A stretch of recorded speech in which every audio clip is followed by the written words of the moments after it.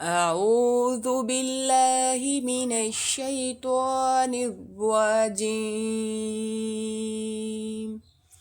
بسم الله الرحمن الرحيم.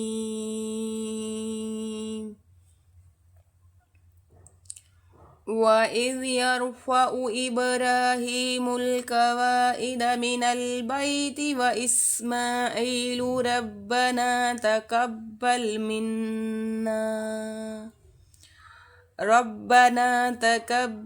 منا إنك أنت السميع العليم. ربنا واجعلنا مسلمين لك ومن ذريتنا أمة مسلمة لك وأرنا مناسكنا وتب علينا إنك أنت التواب الرحيم. ربنا وابعث فيهم رسولا منهم يتلو عليهم آياتك ويعلمهم الكتاب والحكمة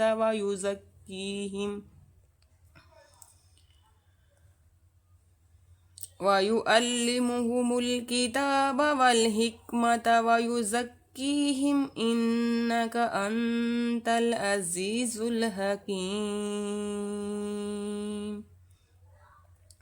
ومن يرغب عن ملة إبراهيم إلا من سفه نفسه ولقد اصطفيناه في الدنيا وإنه في الآخرة لمن الصالحين.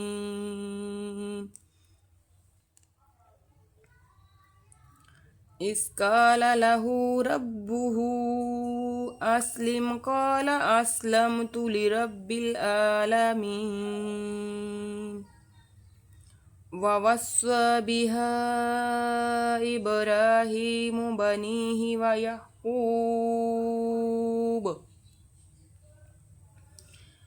يا بني إن الله اصطفى لكم الدين فلا تموتن إلا وأنتم مسلمون.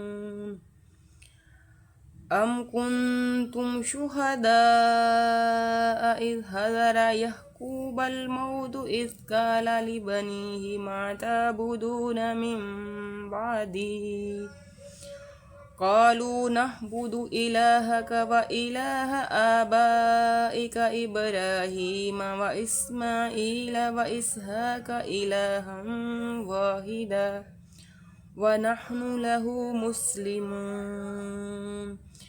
تلك أمة قد خلت لها ما كسبت ولكم ما كسبتم ولا تسألون عما كانوا يعملون. وقالوا كونوا هودا أو نصارى تهتدوا قل بل ملة إبراهيم حنيفا وما كان من المشركين. قولوا آمنا بالله وما أنزل إلينا وما أنزل إلى إبراهيم وإسماعيل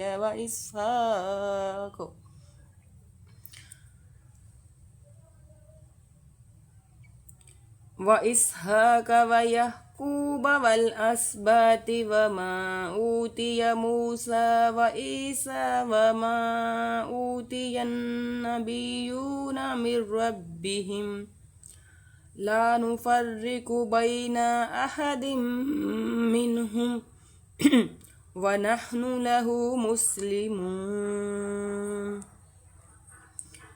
فإن آمنوا بمثل ما آمنتم به فقد اهتدوا وإن تولوا فإنما هم في شقاق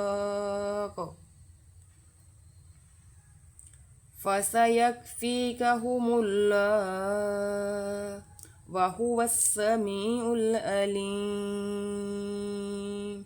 صبغة الله ومن أحسن من الله صبغة ونحن له عابدون قل أتهاجوننا في الله وهو ربنا وربكم ولنا أعمالنا ولكم أعمالكم ونحن له مخلصون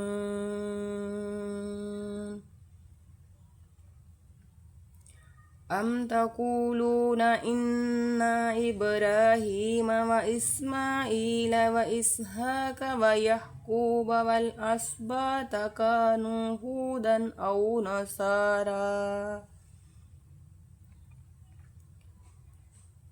قل أأنتم أعلم أم الله ومن أظلم ممن كتم شهادة عنده من الله وما الله بغافل عما تعملون تلك أمة قد خلت لها ما كسبت ولكم ما كسبتم ولا تسألون عما كانوا يعملون